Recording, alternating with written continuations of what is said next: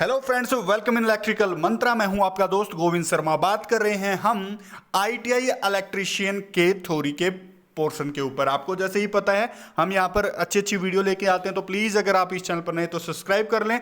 अगर आपने सब्सक्राइब कर लिया तो बेल आइकन को भी दबाना ना भूलें। अगर ये वीडियो आपको अच्छी लगे तो प्लीज़ लाइक द वीडियो।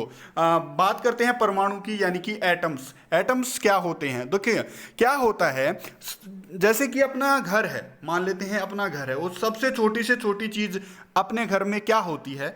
ईंट होती है। सबसे छोटी से छोटी चीज़ क्या है अपने घर में? ईंट है।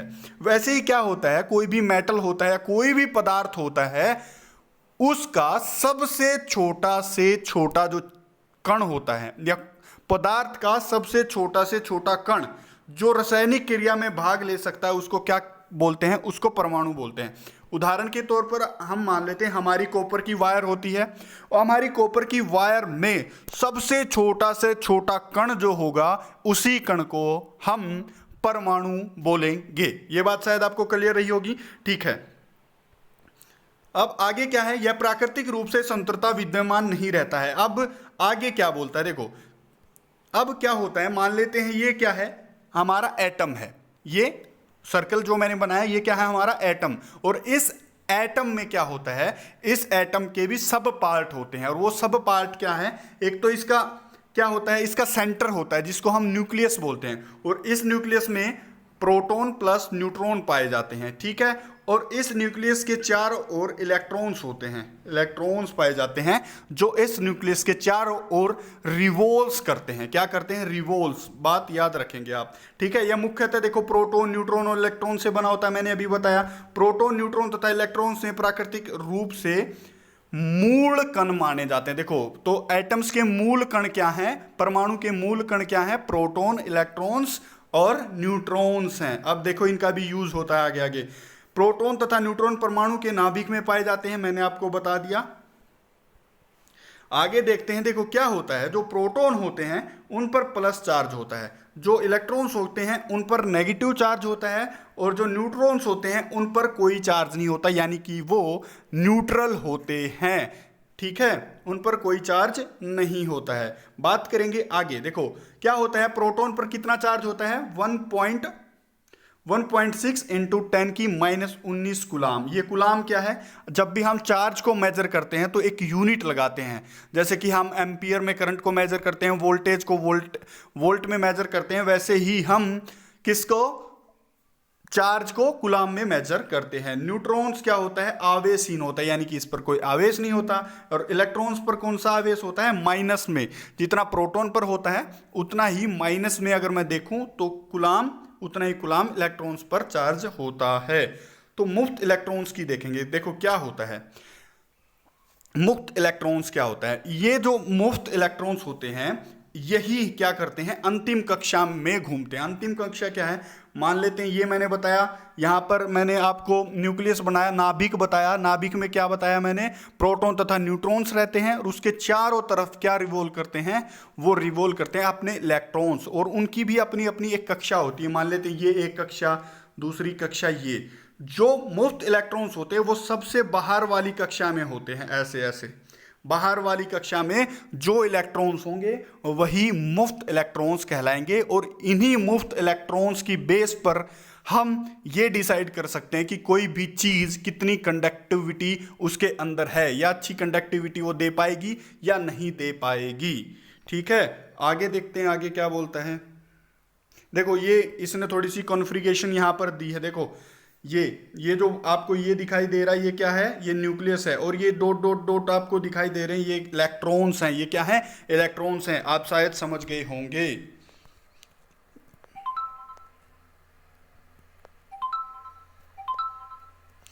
देखो ये मैंने आपको बता दिया कि मुफ्त इलेक्ट्रॉन्स होते हैं, उन्हीं के कारण क्या होता है? एक सिरे से दूसरे सिरे पर मुफ्त आवेश चलता है। आवेश कैसे चलता है? एक सिरे से दूसरे सिरे पर जाता है मुफ्त इलेक्ट्रॉन्स के द्वारा। ठीक है, ये बात शायद आपको क्लियर रही होगी। देखो अब आवेश क्या होता है, चार्ज क्या होता है? आप बोलते हैं नेगेटिव चार्ज है, आप बोलते हैं पॉजिटिव चार्ज है। वो क्या होता है? यह किसी पदार्थ पर वह गुण होता है जिसके कारण कोई वस्तु वैद्युत आकर्षण या विकर्षण का अनुभव करती है। ठीक है, इसका क्या मतलब है ये देख लेते हैं। मान लेते हैं ये कोई वस्तु है, इस पर नेगेटिव चार्ज है, और ये कोई वस्तु है, इस पर पॉजिटिव चार्ज है। तो क्या है ये चार्ज, क्या है कि ऐसा कोई फोर्स जिसके द्वारा ये वस्तु क्या करेंगी, किसी बल को महसूस करेंगी, वही चीज क्या है, वही चीज चार्ज कहलाती है।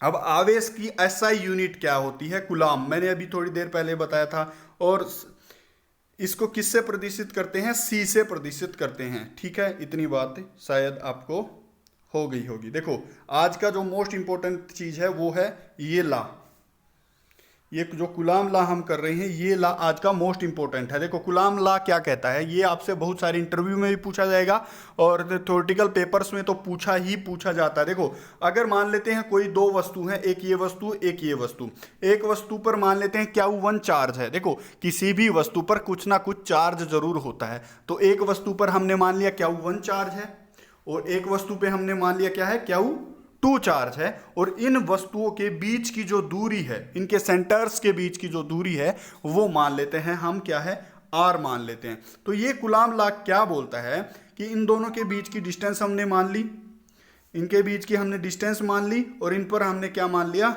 चार्ज मान लिया। तो जो इनके बीच का जो फोर्स होगा ना, जो इनके बीच का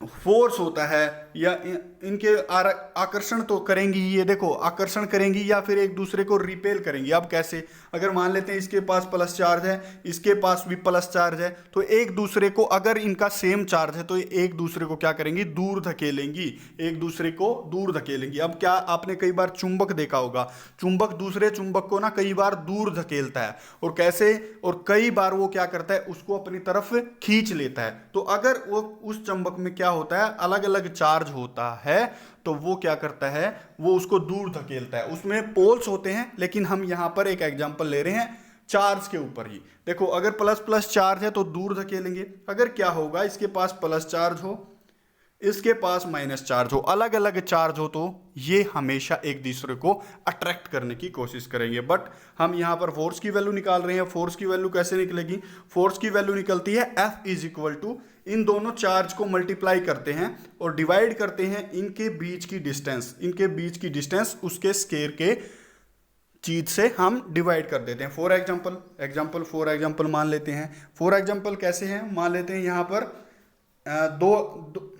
दो कूलाम चार्ज यहाँ पर है और 3 कूलाम चार्ज यहाँ पर है, और इनके बीच की जो डिस्टेंस है, इनके बीच की जो डिस्टेंस है उसको मान लेते हैं हम 2। तो 2 है, ठीक है, 2 मीटर है। तो F की वैल्यू क्या आएगी, इसके ऊपर का चार्ज कितना, 2, इसके ऊपर का चार्ज कितना, 3, और बटे में क्या कर देंगे, 2 का स्क्वायर यानी कि 4, ये 4 से 4 कट गया। ठीक है, ये कितना आ गया, 3/2 यानी कि 1.5 न्यूटन यहाँ पर हमारा जो बल है वो निकल के आ गया। शायद ये वीडियो आपको समझ में आई होगी। अगर ये वीडियो समझ में नहीं आई, कोई डाउट अगर आपको रहता तो प्लीज़ इनबॉक्स नीचे कमेंट में आप कर सकते हैं। धन्यवाद।